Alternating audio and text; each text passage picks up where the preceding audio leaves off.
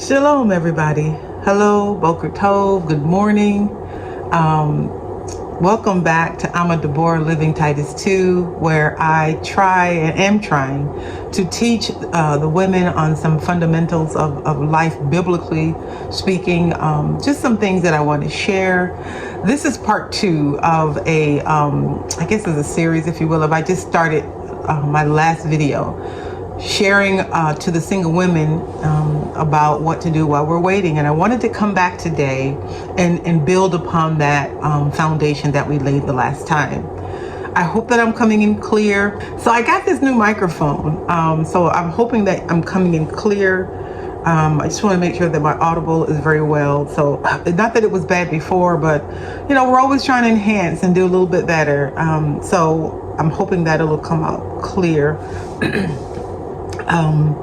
So back to the Willy Lynch letter that we talked about the last time, and I want to read an excerpt from that book. For those of you who don't know what the Willy Lynch letter is, I will premise it with saying it is a controversial book or pamphlet or letter. There's some that believe it is not true, that it really never was written. Some believe that it is true. I'm in a space where I'm like, whether it was written or not, whoever wrote this particular letter or whoever put thought into writing this and putting it in a book form or pamphlet form had a motive. They had a reason for putting this, true or false. They had a reason for putting this inside this booklet. For me, it kind of breaks down the thought process of if this is true, it makes sense to why we are where we are today. If it is not true, somebody has some serious insight, some serious intel, as to perhaps flesh and blood did not reveal this unto you, sir or ma'am, as to what the breaking down or building of a slave was. And so for that reason, I think it's worth exploring some of this so that, again, if it's not true, okay, let's glean what we can glean from this. If it is true, let's glean what we can glean from this, and then hopefully move forward. So today I'm going to read again from the Willy Lynch letter, and I'm going to read just a few excerpts from this book, things that I've highlighted that I thought was kind of key. And the title of this, again, is What to Do While We're Waiting. Single women, what do we do while we're waiting to get married? That's the whole premise of this. But I want to go back and shed some light on where we are as a society of Black women. And why do we have this negative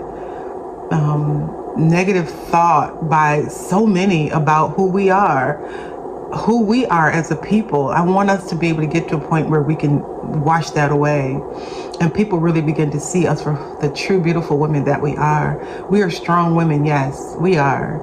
We had to be strong for so many reasons, for so many things. And we can have strength, but our strength should not be empowered by ruling over things or people or men in particular. So I want to just kind of touch bases a little bit about how we got here possibly, and how do we change the stigma? How do we change the thought process of people believing this thing about Black women when they see us, that we're brash, that we're hard, that we're haughty, that we are mean and broke and just so many things they call us, out of our names, some of which is true, in that we carry this thing about us. And we don't really want to be that way. A lot of us don't want to be that way. We just don't know any other way to be. We don't know how to be soft.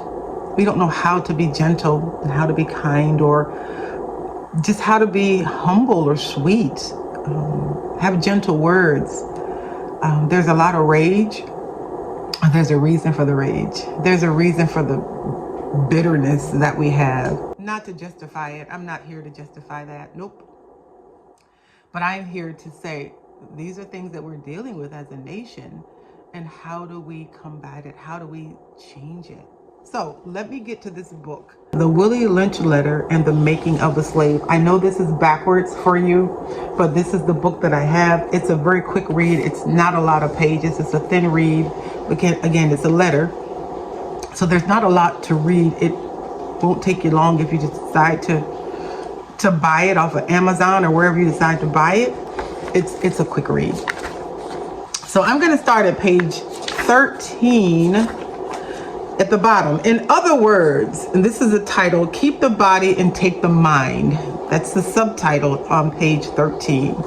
Keep the body, but take the mind. That in itself is loaded, right? In other words, break the will to resist. Now, the breaking process is the same for the horse and the Negro. I'm going to say Negro, but you know in this book it says something else. Only slightly varying in degrees. But as we said before, you must keep your eye focused on the female and the offspring of the horse and the Negro, meaning the children. A brief discord in offspring development will shed light on the key to sound economic principles. Pay little attention to the generation of original breaking, but concentrate on future generations. Y'all, that's us. That's us. They weren't necessarily worried about what they were doing back there, but of course the breaking process had to happen. But the whole thing was so that they, meaning our forefathers, would then teach and instill in us what they were being broken into, what they were being coerced into doing against their free will. But once we learn it from our mothers and our fathers, it must be right because mom and daddy taught us this. So once they break that original group, it's the future generations are the ones that we want to keep a hold on. And man, did they do that well. They did it so well to the point that we're literally breaking up the mind, talking about the mind control, and we've been so indoctrinated with stuff that we don't even know half of it, what we've been indoctrinated with. I'll keep reading.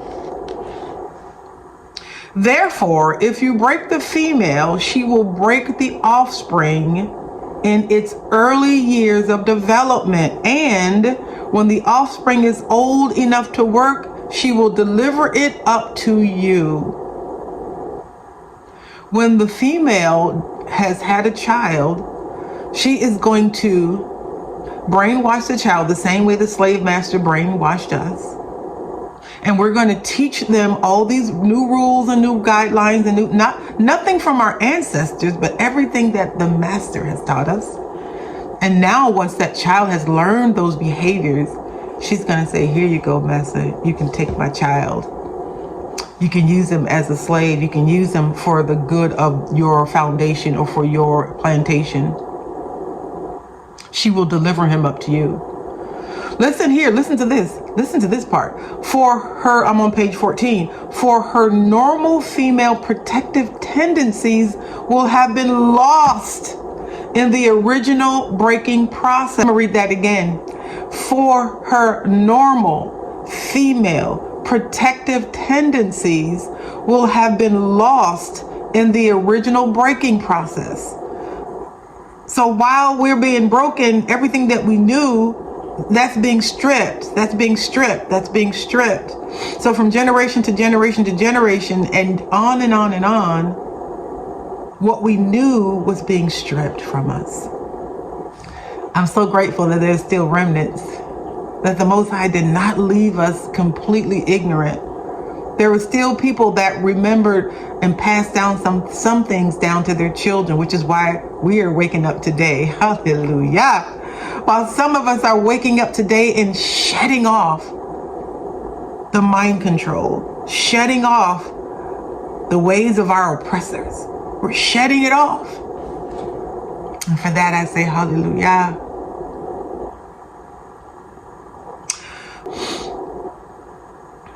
For example, take the case of a wild stud horse, a female horse, and an already infant horse, and compare the breaking process with two captured Negro males in their natural state. A pregnant Negro woman with her infant offspring. Take the stud horse, break him for limited containment. Completely break the female horse until she becomes very Gentile, whereas you or anybody else can ride her in comfort. Y'all, we've been ridden for a long time and we tired. You see where some of this bitterness may have come from? We have been broken. We have been made to come into a submission that is abnormal submission. We were back in our day, back in with our ancestors before we came to this country, we already had a submissive mindset. That was it was just the way it was. And we came over here and now we're being broken to serve and be subservient to something that we're not used to. And now we're angry about it. We don't want to do this, but we're made to do it. We're bitter about it. And systematically, this bitterness has somehow come through the genes when our mothers are impregnated with us and they're carrying us. All that anguish, all that bitterness, all of that stuff is coming through our DNA, is coming through the bloodline. And you wonder why we are so angry. You wonder why we're so mad, why we're so bitter. Because our foremothers were bitter for the oppression and for the things that they had to endure. Breed the mare and the stud until you have the desired offspring. Then you can turn the stud to freedom until you need him again. Train the female horse whereby she will eat out of your hand. Oh my gosh. Whew. I think of, I'm gonna stop right here for just a hot second. I think of so many of us women who unfortunately will believe the word of our oppressor before we believe the word of our man. We'll believe the words of those that captured us, enslaved us, far before we will believe the words that our husbands speak, that our brothers, our fathers, because the trust was truly destroyed. And that was done systematically. We're going to read some more of that later on. But it was systematically done. I remember saying when I was in Kentucky that a black man can say something. He can say the sky is blue and it's got white clouds and they're billowy and so forth and so on. And every now and then there's a rainbow in the sky. And if you've never seen that before, we may say, that ain't true, right? We may, I've never seen that. That doesn't happen. But you let some counterpart come and say, you know, the sky is blue.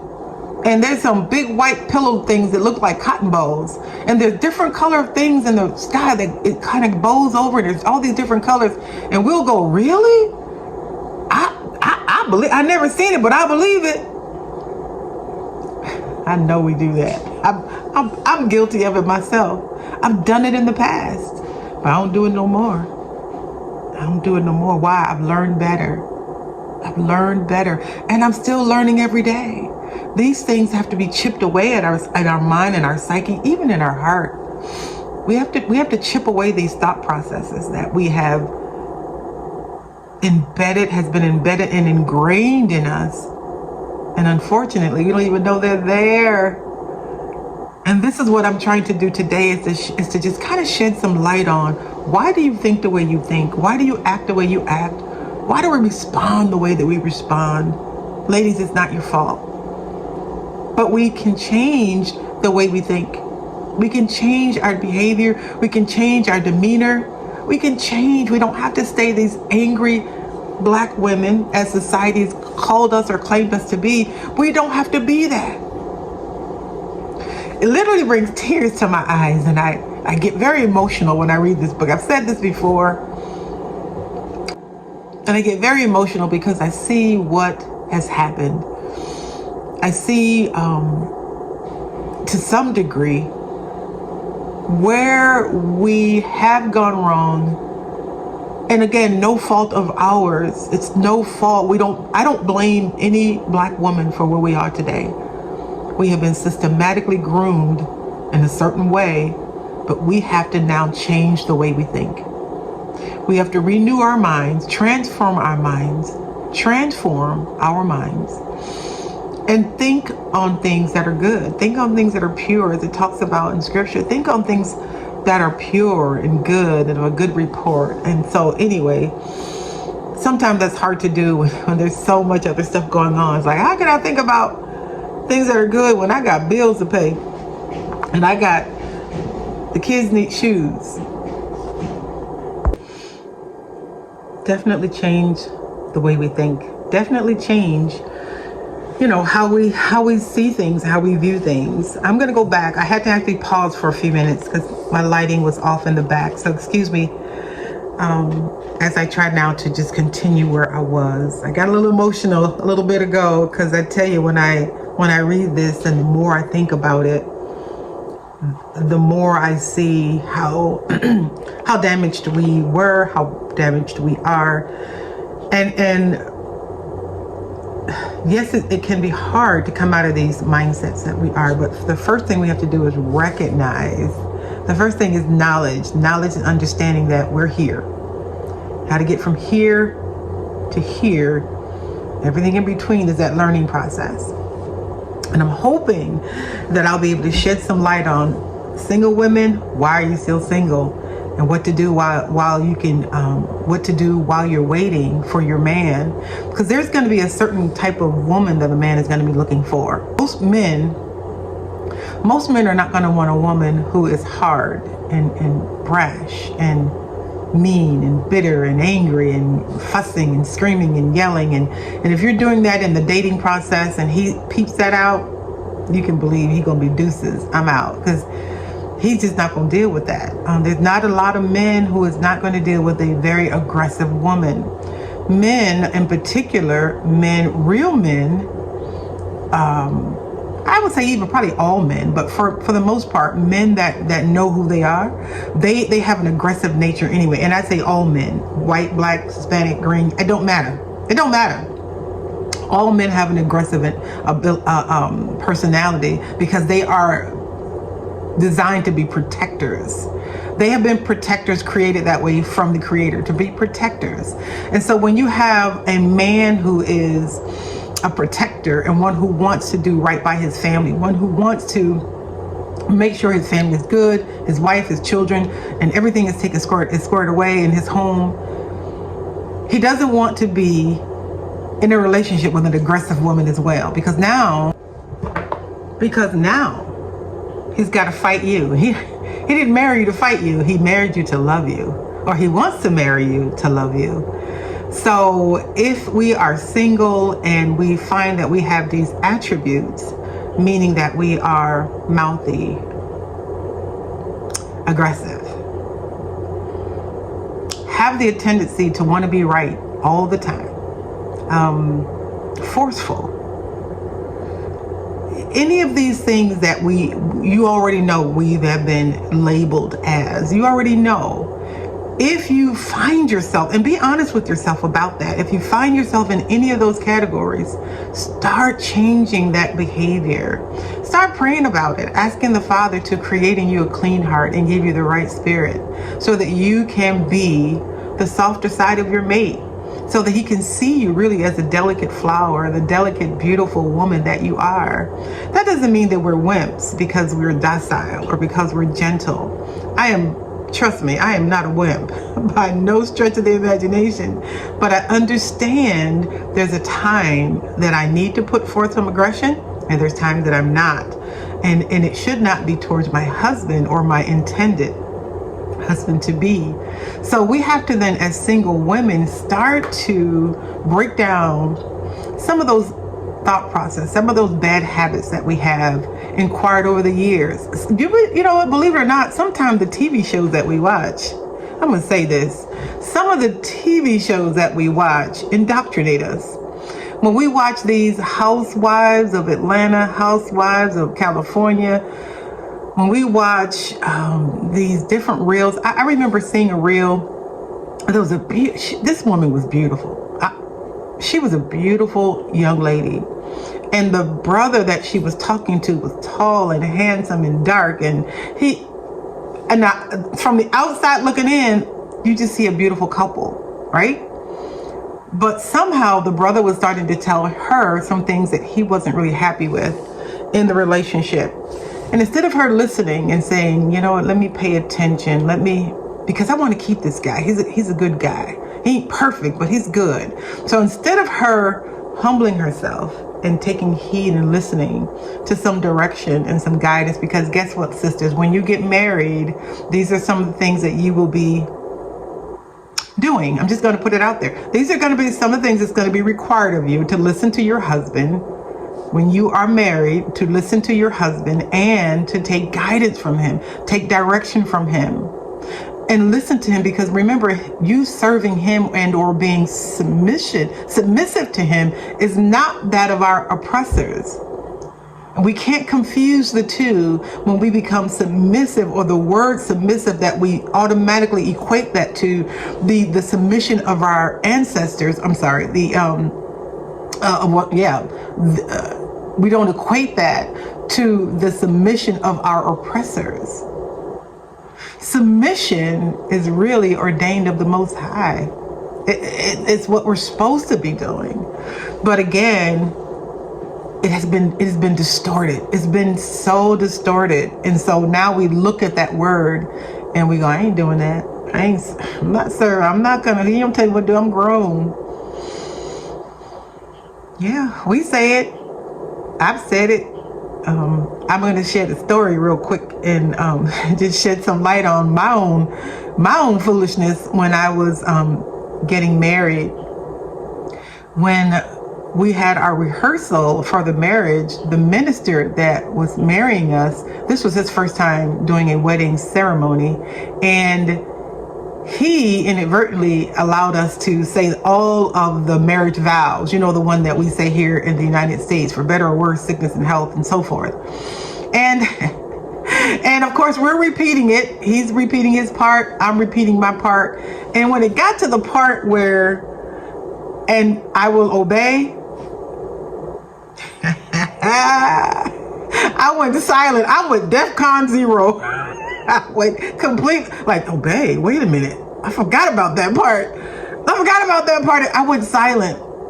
My husband looked at, or my husband to be at that time, he looked at me, he didn't say anything. And my dad, he just started chuckling. My dad already knew. Like, ooh, you're going to have to deal with this sister right here. Woo! He just kind of chuckled. But I did not realize what I was getting myself into when I agreed to obey. Because I'm literally saying a vow. It's better to not make a vow and break it. Don't even make it if you're gonna break it. See, I was ignorant. I didn't have no premarital counseling. So let this be a little bit of counseling for you. If you are not married and you are single, understand that there is going to be things that you are going to have to give up. You are going to have to give up some stuff, and you ain't gonna like it. But know that it is not for evil. It is not for evil. So when I learned about this obey, honor, respect, you know, some of that I could do okay, but that honor, that respect part, or that, even the respect part, I didn't even know what that meant. You know, I didn't even know what that meant. I had to learn all of these things. I had to learn, and it wasn't easy, because I didn't have anybody to have a YouTube channel to help me through my process. I didn't have sisters and mothers, aunties, that can really sit me down and teach me some things on how to honor my husband. Now, granted, my mother and my father were together until they departed in death. But there are still some things that I saw that were not necessarily the right thing to be seen in a marriage. There were some things that I saw that I like, and I carried some of this stuff with me. So here's some of the things you can do while you're waiting to be married. Start processing some of your stuff.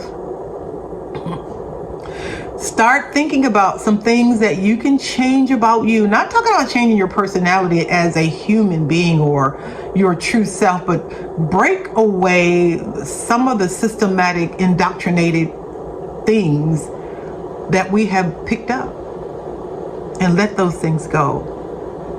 Learn how to be sweet. Learn how to be gentle. Learn how to be soft and not hard. Because a man don't want a hard woman. He wants a soft woman, the opposite of who he is. Otherwise, well, I won't even go with the otherwise. Y'all already know the otherwise. If he do a hard man and another hard, I'm just saying. So you be the softer side of this man, okay? And learn how to deprogram yourself from all this. So look, if you got to read some books, read some books. If you got to watch some videos on what female energy is and how to project that, watch some videos. There's another book that I'm reading right now. Actually, it's called Submission is Her Posture. I'm just getting into the book, but it's an excellent read right now. So I'm going to say that may be a good place to even start. Just starting to understand what true submission really is based on the Father. The book is written by one of our sisters. Her name is Zaka Yaska. Zakah,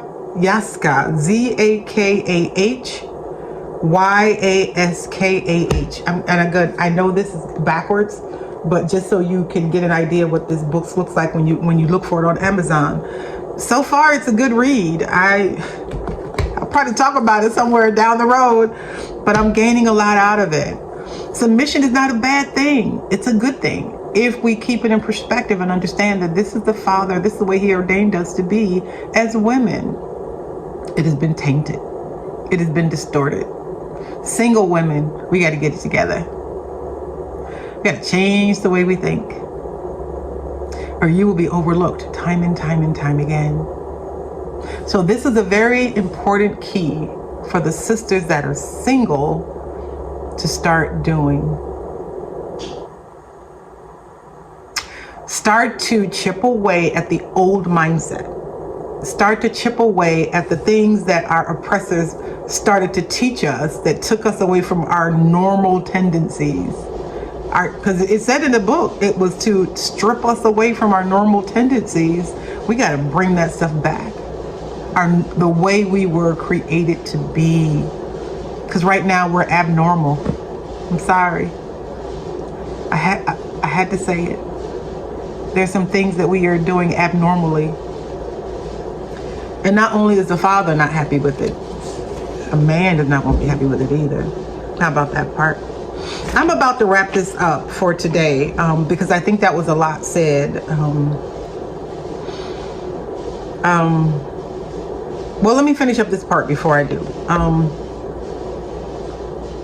Breed the mare and the stud until you have the desired offspring. Then you can turn the stud to freedom until you need him again.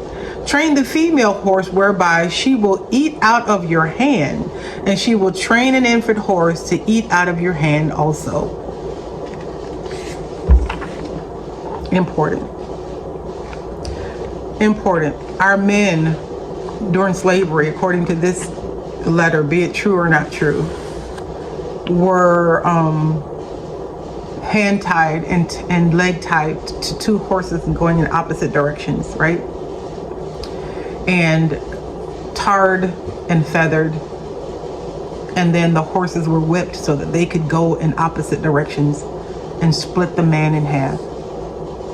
And they brought everybody on the plantation to see this. We know the stories, but some of y'all who don't know, please understand. They brought everybody on the plantation to see this, so they instilled fear in us. Fear will paralyze us. It will keep us stuck on stupid. It will just keep us right there, paralyzed, petrified like stone. Can't move, can't do nothing. And then on top of that, according to this letter, they would then beat the men so mercilessly, so just beat them entirely until they, not unto death, but unto submission. Because we were some strong men and women back then. So they would beat and beat and beat. And our women was watching this. The children were watching this. And somehow we began to lose our respect for our men. And for any man that's watching this, I'm sorry.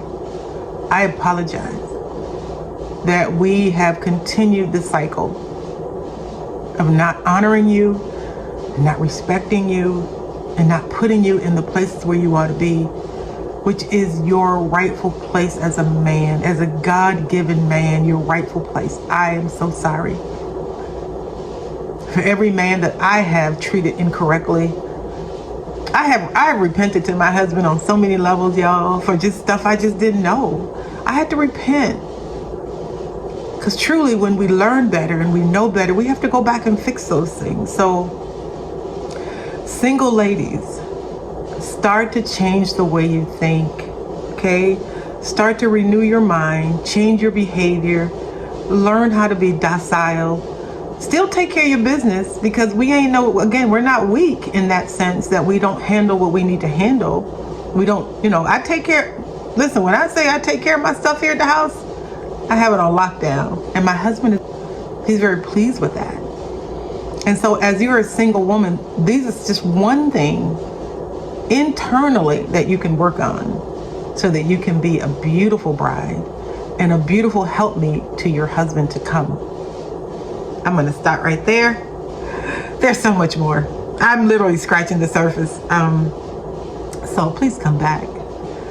Please leave a comment at the in the comment section. Let me know what you're thinking in the comment section. If I need to clarify something, I will do my best to do that. If there's a question that you have, if you want to ask, I'll try to address that in the next video, but I want to systematically chip away at this, because again, there's so many notes that I have that I still haven't even hit all my notes. It's so much. And I don't want to say that it's so much that we have to do, but it's just so much that I want to say about it. So please subscribe if you haven't subscribed already. Please like the video. It really does help, I think they say, with the algorithm. If you haven't share the videos yet, please share them as well. I appreciate all of you that have tuned in. I just do. For those of you that have an ear to hear and that come back consistently, I appreciate you. And again, until we meet again, you all stay blessed, stay warm, because it's cold outside. It's cold out there. Here where I live, it's cold. And so stay in good health. And until we meet again, you all be blessed, and shalom for now.